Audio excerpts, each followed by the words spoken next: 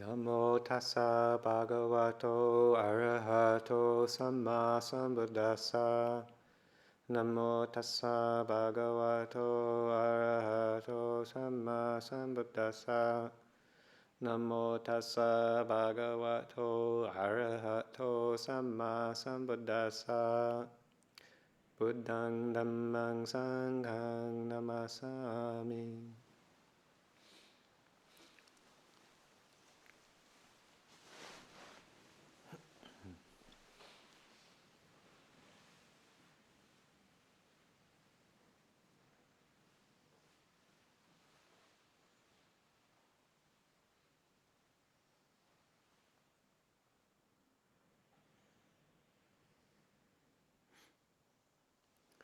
So this morning we did our usual Bindabat alms rounds, it being the observance day.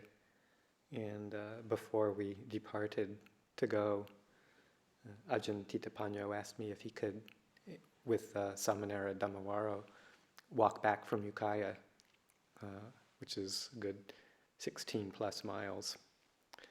As part of their pilgrimage, and I told him he could if he promised not to nod while I was giving the talk tonight.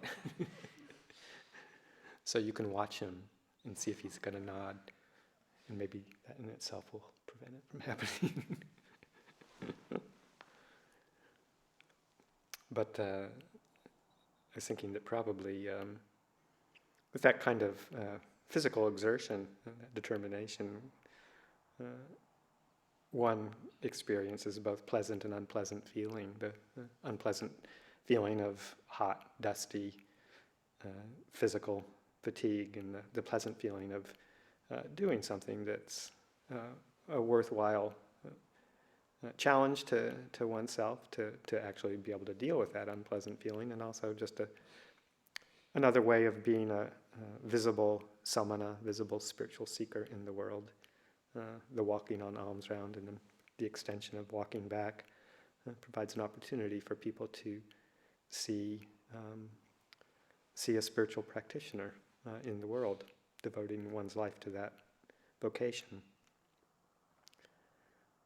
So, combination of unpleasant feeling, pleasant feeling.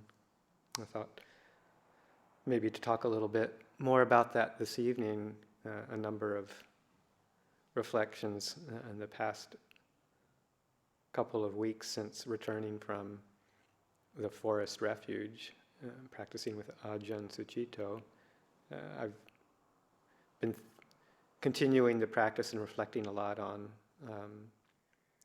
the first satipatthana, the first establishment of mindfulness as mindfulness of the body, mindfulness immersed in the body as a primary grounding frame of reference for practice. I thought, well, maybe to extend that a little bit into one that's not talked about quite as much, the second satipatthana of mindfulness of feeling. And the word from the Pali, Vedana, is one that's usually translated in our English into feeling, but I find that it's a bit confusing for many people because we use the word feeling in English to mean a number of different things that is not quite what is intended, I believe, in the Pali.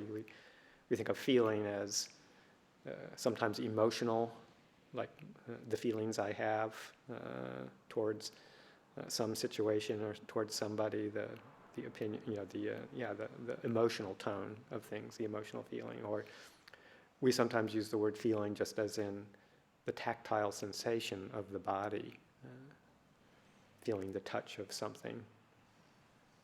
But in the Pali, if you read it just in its basic common use, and then also, as you can see, as when it's expounded on in more detail, you see that it actually refers to what might be better translated as feeling tone. And it refers to the actual feeling tone of anything that we experience through the six sense bases. That part of that experience of seeing something with the eye or hearing something with the ear, tasting something with the tongue, smelling something with the nose, and feeling something with the body. And I use that word feeling in quotes, having a tactile sensation with the body, or even having an idea or a thought, conception with the mind, that with any of those experiences of contact, what we call contact, when all of those sense bases come together along with consciousness, at any time that there is that experience of contact through the six sense bases, there's a feeling tone that also arises in conjunction with it. They are conjoined with each other. And the feeling tone is one of either pleasant, either really extremely pleasant or just barely noticeably pleasant, or unpleasant in the same way, or what's classified as neither pleasant nor unpleasant, neutral feeling. And that's pretty much all that the word Vedana refers to. So when we use the word feeling or feeling tone in teachings like this, then think of it in that way rather than in some of the other ways that we use it. And just not to draw any lines of difference, but just as a matter of explanation, because I know there's some people here who have trained a fair amount in Mr. Goenka's tradition, that I think that he uses the word in a slightly bit different way. At least that's my understanding in discussions with a number of people who have practiced and trained in that tradition, and that there tends to be a strong emphasis on Vedana as actual tactile sensation, the actual physical tactile sensation of touch and the sensations that one can experience throughout the body, as well as its feeling tone quality of pleasant, unpleasant, and neutral. And in the Pali, as I understand it, the actual tactile sensation is a different word, potaba. So that just for people who are trained in that tradition to know that when we use the word, or when I use the word Vedana, it's not just physical feeling, but it's also physical or mental feeling tone, so that not only do we have these feeling tones within the bodily experience, but we have these feeling tones as part of mental experience as well. So kind of a slightly different way of referring to that.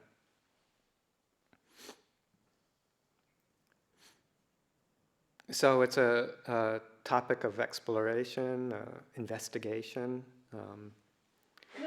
and is really important. The Buddha gave it a place in one of the four satipatthana, because it is actually the precursor to what gives us so much difficulty as the basic cause of dukkha, as in the Four Noble Truths. The basic, we know that the cause of dukkha is tanha, craving, and this craving is based on the presence of painful, pleasurable, or unpleasant, pleasant, and neutral feeling. That's the stage right before craving arises, is that there is some sort of feeling tone that we are responding to, in which some form of craving arises. So it really bears investigation and getting to know that experience, and to develop mindfulness around that as an investigation, as a contemplation in our meditation, to see where it takes us.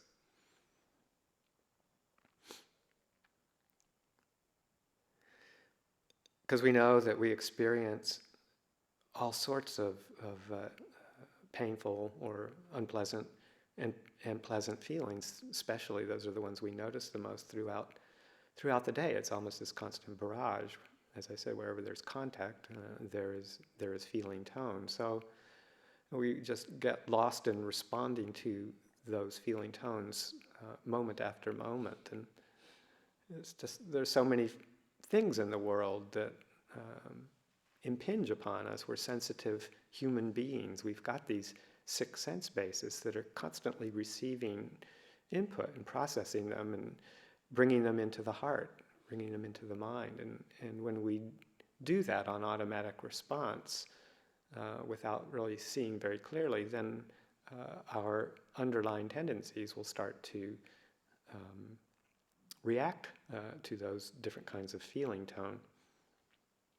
In fact, there's a wonderful sutta that's very concise and to the point that some of you, I'm sure, have read and studied, the Chula Vedala Sutta, Majjhima Nikaya number 44, in which the bhikkhuni Dhammadina, who is an arahant, is answering questions from the layman Visakha, who, according to the footnotes, is her former husband before she became a nun. And she herself is an arahant, and according to the footnotes, again in the commentaries, he at that point when he's asking questions is a anagami, a non-returner. I think it's either that or sakadagami, once returner. I think non-returner. So he's pretty up there too, and asking her a bunch of Dhamma-related questions, which she kind of fires off point by point with very succinct, clear answers. And one of them, one of the questions, or one series of questions, revolves around Vedana, asking what it is and some of the qualities about it. And two that were quite noticeable for me as I've been reading that over and over again is the description of feeling tone in its changing modality, because according to some of the simile that the Buddha uses when describing Vedana, he describes it as like a rain puddle where the rain is still falling, and every time a raindrop hits, a bubble forms and then pops over and over again. You get these bubbles arising and popping, and that's what feeling, the quality of Vedana is like. It's just this constantly arising and popping of different sensation, feeling tones of pleasant or unpleasant, neutral, in rapid succession. And so it's got this quality of rapid change. So it's a good place to observe anicca, how quickly these experiences of Vedana change and move on and move to something else. And Sister Dhammadina describes this change process as when painful feeling or when unpleasant feeling persists, it is unpleasant. When it subsides or changes, it is pleasant. So painful feeling is actually pleasant when it subsides. Pleasurable feeling, pleasant feeling is pleasant as it persists, and it's painful when it subsides or when it changes. Neutral feeling, or neither pleasant nor unpleasant feeling, is painful or unpleasant when it is not known, and it is pleasant when it is known, which I think is a really important aspect that actually permeates much of our experience, not just neutral feeling tone, but the knowing of our experience in a clear way, at least as is described here with this neutral feeling, gives rise to this sense of slight pleasant feeling. And when it's not known, we're in a state of ignorance, which is basically has an unpleasant feeling tone to it, if you really get to examine it carefully. And then she goes on to describe, he asks about underlying tendencies in regards to Vedana, and the succinct answer is that the underlying tendency with pleasant feeling is desire or lust.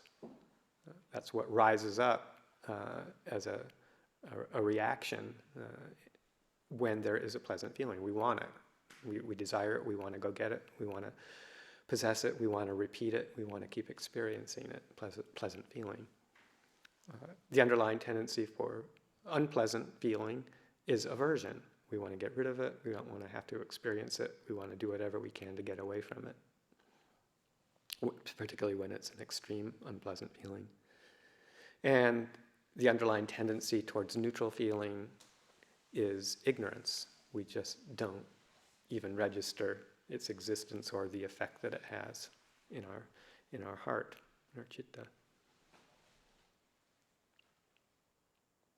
So these succinct answers are very telling, I think, and very important points of investigation, contemplation, exploration.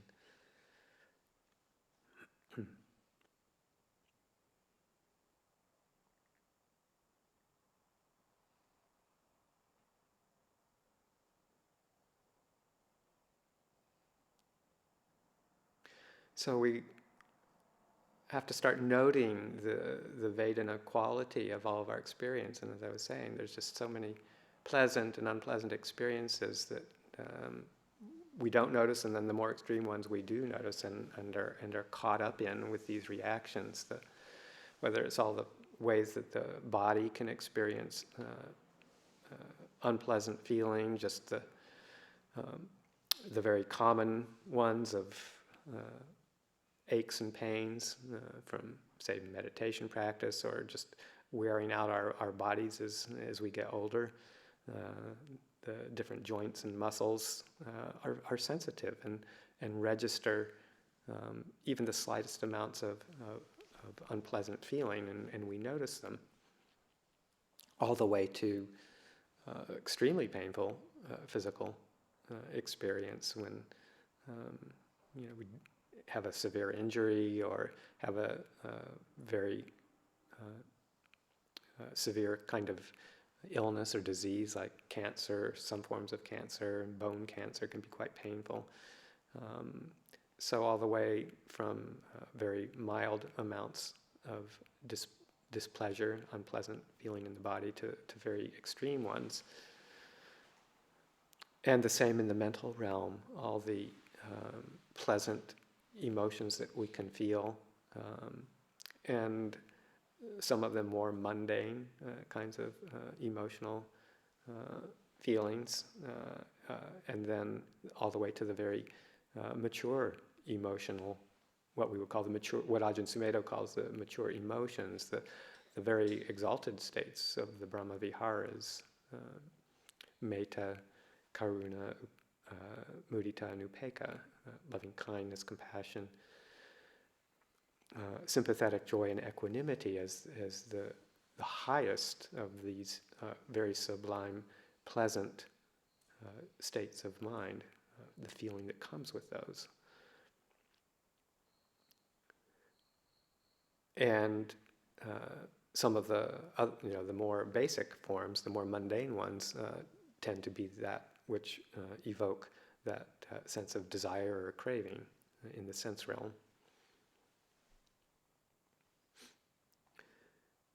So this wide range of feelings that we're constantly responding to, and particularly, say, with the unpleasant ones, those are the ones that grab most of our attention.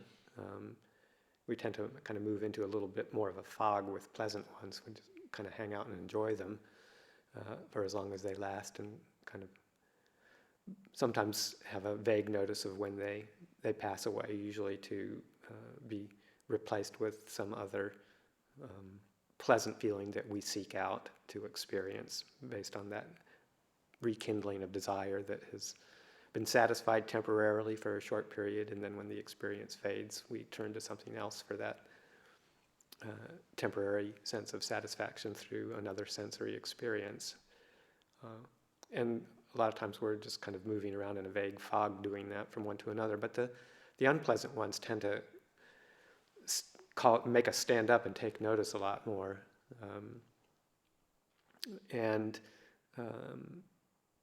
Of course, the physical ones, as I was mentioning, but oftentimes it's in our practice as we go along, it's these mental afflictions that cause us so much dukkha, so much suffering, and grab our attention. And a lot of our practice is often geared towards how to receive them and how to handle them in a way that is going to be for our long-term benefit. Because the short-term response to these unpleasant emotional, mental afflictions, these memories of difficult conversations, of somebody who we're having difficulty with, or a bad relationship, or harsh words from a coworker or a friend or relative, the stories that we tell to ourselves over and over again, in terms of reliving these mental experiences. Those catch our attention, and we need to have a strategy to deal with those in a very skillful way to reduce the long-term suffering that the engaging with them over and over again can cause. So, one has to find kind of the duty. I've heard it described as you kind of have to have a sense of whether it's an unpleasant situation that you maybe just need to bear with and wait out, an unpleasant feeling that arises in one of those circumstances, or whether it's something that requires some sort of action, doing something about. And a lot of times people have that question, and it's sort of like, well, mindfulness, doesn't that mean just sitting around and watching and doing nothing and letting everything arise and pass away? And sometimes that is an appropriate reaction depending on the circumstance. But mindfulness can also mean recollecting what's appropriate for a time and place. And there are times when we need to be very active and not just sit passively watching phenomena arise and pass away, but we need to take some sort of action or counteraction to establish ourselves in a skillful pattern if we're engaged in some sort of unskillful pattern. So mindfulness in this case doesn't mean just passive, choiceless awareness. It means being attentive to the effect of something, being attentive to the cause, being attentive to where we are at in the process of receiving it and reacting to it, and really seeing that in a way that then we can make the wise choice how to respond, how to deal, whether it's with patience or whether it's through some sort of readjustment.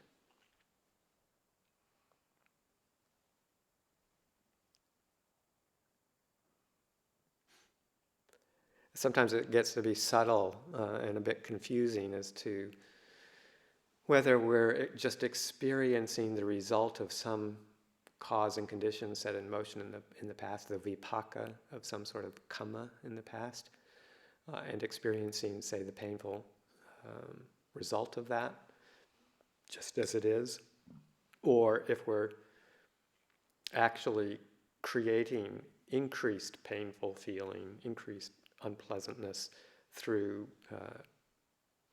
more reaction, creating more kamma, that then has the result of more vipaka, more results with it.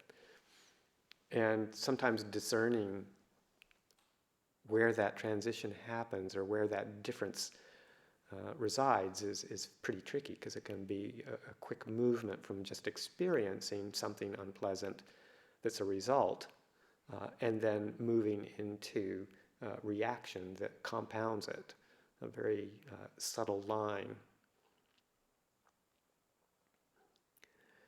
And there's a couple of words that I think are worth mentioning that kind of point to the quality of mind, the quality of knowing that can happen in those two different kind of circumstances. the basic quality of direct knowing, of pure knowing a situation or a mind state or a feeling tone just as it is, an experience just as it is like the word, excuse me, I don't know my Pali grammar very well, but pajana is this direct knowing. And it's something that helps us clearly comprehend, clearly see. Sampajana or sampajanya just adds the prefix sam, which gives it even more emphasis or more oomph to it. Very, very clear seeing, if you will see, or clear, direct knowing.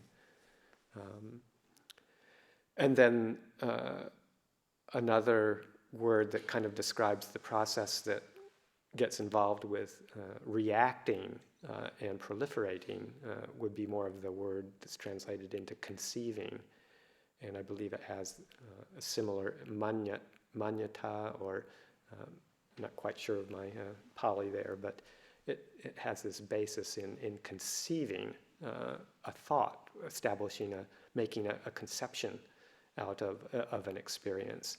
And that's where we get caught in the creation of vitakka vichara, verbal thinking, that then with an underlying tendency of aversion, say in the case where there's an unpleasant feeling, we kind of miss the actual direct experience, or it goes so very quickly, and the defilement, the underlying defilement of aversion, wanting to get rid of, wanting to get away from, picks up on the experience so quickly that it moves very fast into thought, the conceptual realm. The aversion comes up with a plan to get rid of in some way or another, and oftentimes it moves very quickly into papancha, or the proliferation of this whole process, where one thought leads to another, fed by this underlying tendency of aversion, and then it kind of just snowballs and proliferates in this very growingly unpleasant positive feedback cycle, until, as it's described, we just become a victim to the process itself. It essentially becomes uncontrollable.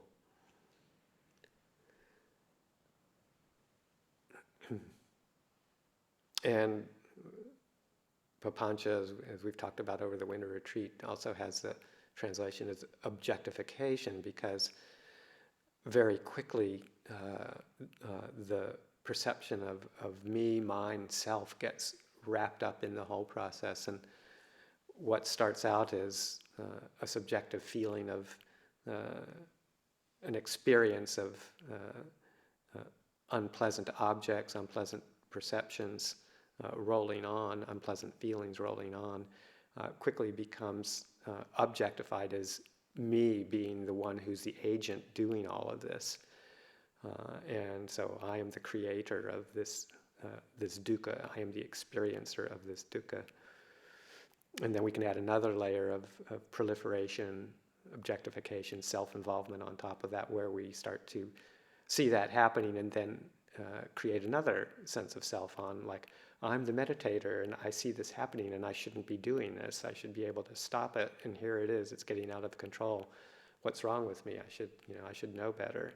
So we've just added another layer of proliferation and identification and objectification on top of it. And I think we've all had this kind of experience where it's just, it runs away and we just get kind of lost, at least temporarily, in the dukkha that keeps regenerating based on that cycle. So the task is to stop that process of conceptualization, of this conceiving way of responding, and to go back to the direct knowing of the experience. And if we've already got caught down the road in the conceptual proliferation and the whole snowball effect, then as soon as we recognize it and see that it's happening, there is actually a moment of direct knowing of the painful experience that we're going through. And at that point, this is where the response is the one of, I got to do something about it. I can't just sit here and establish myself in choiceless awareness of this this whole mass of suffering that's snowballing, and I've established myself as the victim of it all. It's too powerful. We can't just watch it arise and pass away because we're so enmeshed with actually continuing the arising process of it. It's too hard to see the passing away and to let it drop without any further complication. So we need to sometimes take some strategies, and if we can do it, sometimes when it's to that level of extreme, if we can just remember to drop the story, drop the verbalization, just really put it aside at that point. This is a time where suppression is actually a skillful reaction, not repression, where we just push it away down deep, where we don't experience anything at all out of aversion, but skillful conscious suppression. We, with some moment of direct experience, moment of direct seeing, we see, ooh, I've gone down this rabbit hole and need to get out of it. And so we say, drop the story. And if we've established our reference point in the body, if we've really done some work in establishing this presence of the somatic presence, and can move back to the ground, the space, the actual experience of the energy body, the breathing, particularly the breathing, the kaya sankhara, the in and out breathing. That's our point of reference that we can turn to. If we can break away from attachment and clinging to the story, the storyline, the words, and forcefully separate from them, then we can move back directly to the bodily experience and let the energy be known. We feel the tightness, we feel the clenched aspect, we feel the rush of heat, whatever it is that gives us a sense of the bodily experience in its unpleasantness. But we bring to it that in and out breathing, that calming, that soothing, that presence of direct knowing of the experience in the body. Then that acts as our kind of our stream, where it's kind of like the spillway of the dam, where we can drain off the excessive pressure. There's other skillful things we can do too, like creating skillful vacisankhara, skillful verbalizations in our head, such as countering it with short words and phrases that give us a little bit of directions, like just the word patience or kindness or gentleness, acceptance, allowance, any words that, or a word like peace, that kind of helps direct our attention to something that's a little more, or to much more wholesome, away from that snowballing story. Of course, the practice in the long run is to keep on developing that quality of direct knowing, direct experiencing more and more, so that we can catch the process of reaction to, say, unpleasant feeling, or even very alluring, pleasant feeling that pulls us into craving. I don't talk much about that, But that development of direct and clear knowing, and then sampajanya, the very clear understanding of our experience, helps us to see where, when a feeling of pleasant experience arises, how we can, before it turns into craving, or before the unpleasant feeling turns into aversion and we enter the whole papancha mill, we catch it that much sooner, and either catch it in its early stages before it becomes wildly uncontrollable, or we even catch it just, and it can experience just the unpleasantness or the pleasantness directly as it is, and if we're seeing it clearly right in that moment, then picking up on it and moving with it and reacting to it to either get more or get away from just doesn't happen, because we can see that pleasant feeling arising like the bubble in the rain puddle. We see it popping and disappearing, and then it's gone. And we haven't gotten wrapped up in the whole story, because the story hasn't been allowed to be created. So this is taking it to its conclusion when we get to that point of actually non-arising.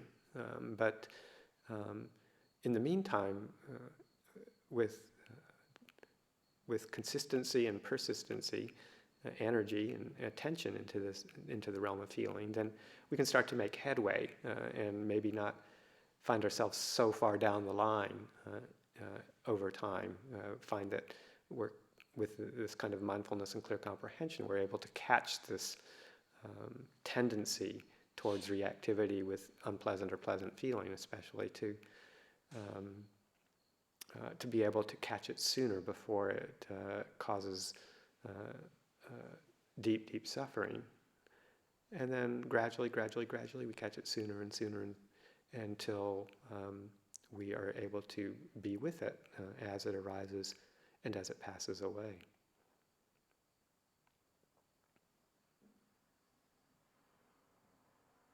But this clear knowing, this seeing things just as they are, before we get launching into conceptualization and conceiving, this is our key, and this is where the meditation practice is so important, because we have to take the time to slow down, to calm down, to establish this very pleasant abiding with the body, intermingling with the mind, and working with the two of them together to develop this sense of awareness and clarity from a very calm place of mind, where we have the chance to see these mental processes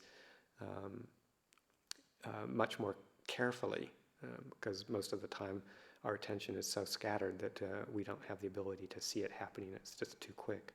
So the meditation, the calming, and the basis, of course, in our precepts in living a harmless life to create a open mind state. This is all where we put the point of our practice so that we can become less reactive and not move into that craving, that aversion that is the cause, as we know, the cause of dukkha, of the Four Noble Truths.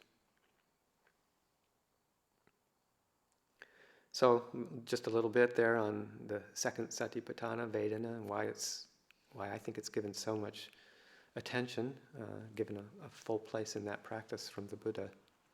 So I'll leave that for tonight's reflection.